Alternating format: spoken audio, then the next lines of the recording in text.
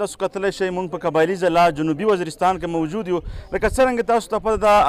تېره هفته مخکې چې کوم په افغانستان کې کومه زلزله شوې وه، هغې نه چې کوم متاثرین وي، خاص کر د ګیان چې کومه علاقه ده هلته صوبه پکتیکا کې، نو ګڼ شمېر خلک چې کوم وي هغه متاثر شوي، په هغه کې مړه شوي کسان وي، زخمیان دي. دې وخت کې په مختلفو سطحه باندې، نړیواله سطحه باندې د هغې خلکو سره مرسته کېږي. همدا رقم چې کوم پاکستان کې الخدمت فاونډیشن یو تنظیم دی، د خیر ښېګړې کار کوي، نو هغه نن دلته ګاډي چې کوم دي، خوراکي شیان دي، په دې کې نور چې کوم د استوګنې کوم سامان دی، هغه هر څه دوی اخیستي دي. دغه سامان چې کوم دی دوی د افغانستان کې چې کوم متاثرین دي د ګیان کومه علاقه د سیمه ده، هغې ته به ځي، هغه ته به دوی د حواله کوي. نو په دې وخت کې موږ سره چې کوم د جنوبي وزیرستان الخدمت فاونډیشن چې کوم مشر دی هغه موجود دی، هم خلک هم موجود دي. هغې سره خبرې کوو چې دوی چې کوم د خوراکي شیان دي په کومه طریقه به هغه خلکو ته ورکوي، او دې سامان ته دوی په څه نظر باندې ګوري. الخدمت فاونډیشن د پېښور نه همیشه په دا یار باندې غاک ارولوژه په دا کې مختلف قسم سامان دي چې 170 مثال کاټن غادي دوایی دو او 1000 پیکج فوډ مثال دا کې غوړي چینا پخې دا شی دی، او چې ترپال دي چې مثال دا د خلک د غاد پر د مثال پوسه غورمه ویل چې دا کې مثال کورینه رنګ شي دغه وجه، او سو خمې دي چې مثال دا کې کورین د غاد پر دي، او 2250 کمبال دي چې دا د غریبون خلک کیږي، او توسه پیکج وینټر یعنی بولاشت بیشتره او نیلی داخله دي پکې. دوایی څومره ده؟ او دوایی تقریبا الته 170 کارټن دوایی دي چې دا کې مختلف قسم دوایی غادي بیماری دوایی دي.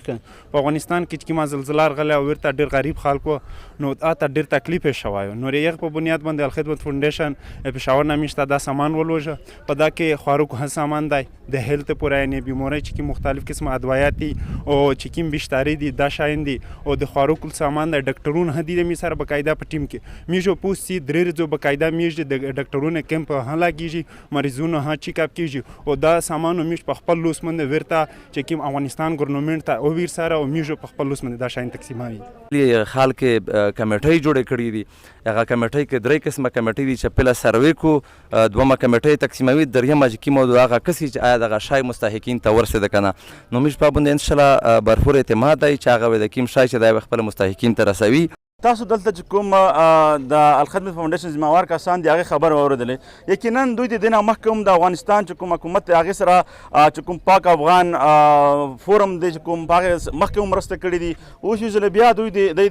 وجې دا موږ ضروري وګڼله چې کوم هلته چې کوم متاثرین دي د زلزلې نه، هغه ډېر په مشکل کې دي، ډېر په مشکل کې ژوند کوي، نو هغې په مرستې سره به دوی د ځي او هلته به چې کوم سامان دی هغه به ورکوي. نو هغې سره سره دوی دا وویل چې موږ باقاعده موږ سره یو ټیم دی د وخت کې چې کوم میډیکل ډاکټران دي را سره، په هغه کې دوایانې چې کوم بیا موږ سره موجود دي، هلته به دوی د 3 ورځې کیمپ کوي، هغه خلکو چې کوم معاینه ده هغه به کوي. هغې سره سره دوی دا وویل چې کوم خوراکي شیان دي هغه به موږ خپل لاس باندې د افغان حکومت په مرسته سره هلته چې کوم متاثرین دي هغې ته رسوو. نو نن دلته کې د وخت کې چې کوم د دې سامان دی هغه نه ګاډي چې کوم دي هغه لوټ کېږي، باقاعده به دوی د حسابات چې کوم دي هلته روانېږي، دغه سامان چې کوم دی هلته چې کوم متاثرین دي په ګیان سیمه کې هغې ته به حواله کېږي.